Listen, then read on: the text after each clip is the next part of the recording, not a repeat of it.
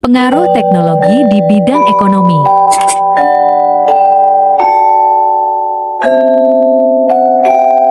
Assalamualaikum warahmatullahi wabarakatuh.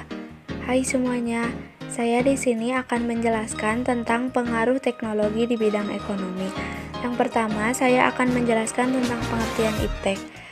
Teknologi adalah kumpulan teknik dan proses yang digunakan dalam produksi barang atau jasa, atau pencapaian tujuan seperti penyelidikan ilmiah.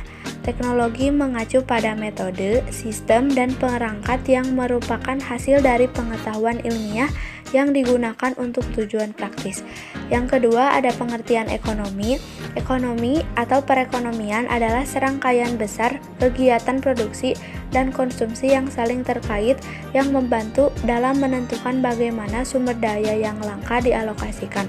Perekonomian mencakup semua aktivitas yang berkaitan dengan produksi, konsumsi, dan perdagangan barang dan jasa di suatu daerah. Tujuan iptek dari bidang ekonomi. Yang pertama, meningkatkan produksi dalam dunia industri. Yang kedua, ekonomi mengalami pertumbuhan yang tinggi. Ketiga, terjadi daya saing yang tinggi dalam dunia pekerjaan, yang akan memicu pada pekerja untuk memperluas wawasan dan keahlian mereka. Ada dampak positif dan negatifnya. Yang pertama, saya akan menjelaskan tentang dampak positif. Pertama, membuka lapangan pekerjaan. Kedua, meningkatkan pertumbuhan ekonomi. Yang ketiga, membentuk pengetahuan dan keterampilan. Yang keempat, memperluas segmentasi pasar. Yang kelima, mempermudah dalam pendistribusian barang. Adapun dampak negatifnya, yang pertama, maraknya aksi penipuan belanja online. Dua, menambah angka pengangguran. Tiga, meningkatkan budaya dan sifat konsumtif. Yang keempat, menimbulkan banyak polusi dan pencemaran lingkungan akibat asap pabrik dan limbah pabrik yang dibuang di sungai atau di laut. Ada contoh e-market. Yang pertama, Tokopedia, Shopee, Lazada, Bukalapak, dan lain-lain. Ada pula dampak positif e-market. Yang pertama, belanja menjadi lebih praktis. Kedua, membandingkan harga dengan mudah. Ketiga, mendapatkan barang dari mana saja. Keempat, hemat tenaga dan waktu. Ada pula dampak negatif dari e-market. Yang pertama, kualitas barang tidak sesuai dengan gambar. Yang kedua, barang yang diterima cacat atau rusak ketika barang dalam pengiriman. Ketiga, tidak bisa membedakan barang asli atau tiruan. Keempat, menimbulkan sifat konsumtif. Ada pula dampak positif kemajuan teknologi di bidang industri.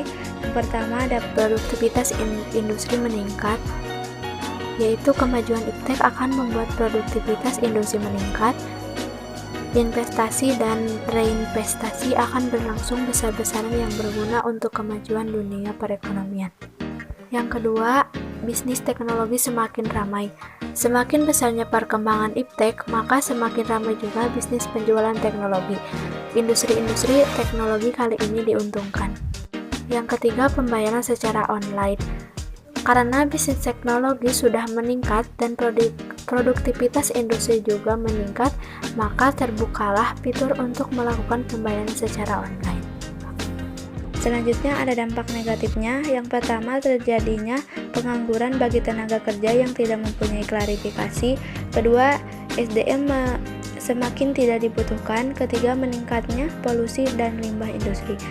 Macam-macam m-banking, ada 4 ya, bisa dilihat. Nah, ada pula dampak positif dari m-banking.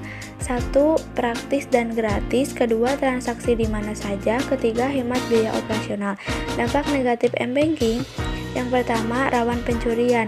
2. Harus memiliki akses internet yang bagus. 3. Rawan terkena virus atau malware. Contoh food delivery. Di situ ada banyak macam aplikasi food delivery ya.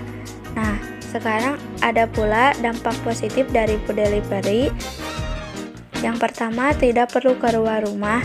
Yang kedua, lebih bebas memilih tanpa perlu memikirkan. Ketiga, memperoleh banyak diskon atau potongan. Yang keempat, tidak perlu mengantri. Dan ada pula dampak negatif dari food delivery. Yang pertama, makanan yang dipesan tidak sesuai dengan harapan, harga menu lebih mahal, datangnya lama. Sekian dari kami. Wassalamualaikum warahmatullahi wabarakatuh. Thank you for attention.